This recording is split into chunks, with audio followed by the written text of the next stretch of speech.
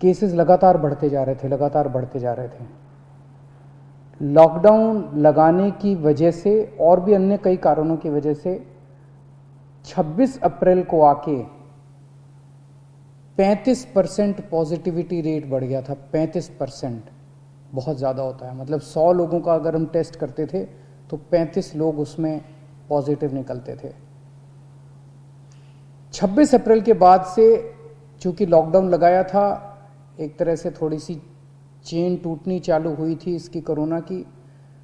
26 अप्रैल के बाद से धीरे धीरे केसेस कम होने चालू हुए और अब पिछले 1-2 दिन के अंदर 23%, 35% से 23% पॉजिटिविटी रेशियो आ गया है। तो केसेस कम होने चालू हुए हैं दिल्ली के अंदर। इसमें आप सब लोगों का बहुत ज़्यादा सहयोग रहा। दिल्ली के लोगों ने जम के सहयोग किया।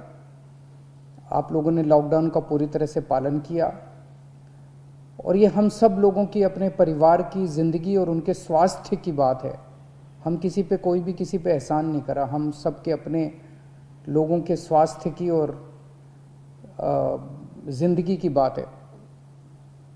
इस लॉकडाउन के पीरियड को हमने संसाधन, हेल्थ इंफ्रास्ट्रक्चर को और मजबूत करने के लिए इस्तेमाल किया। कई जगह नए ऑक्सीजन बेड्स तैयार किए गए। सबसे बड़ी दिक्कत दिल्ली में ऑक्सीजन की आई है।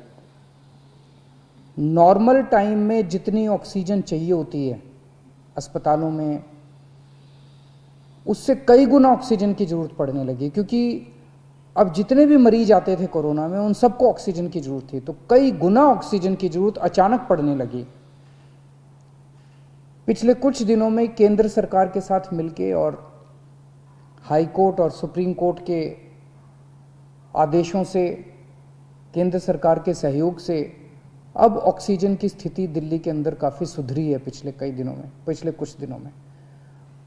अब इस तरह की बातें सुनने को नहीं मिलती कि इस अस्पताल में 2 घंटे की ऑक्सीजन रह गई, उस अस्पताल में आधे घंटे की ऑक्सीजन रह गई, यहाँ पे किसी की ऑक्सीजन से मौत हो सकती है। अब इस तरह की बातें सुनने को नहीं मिल रही है।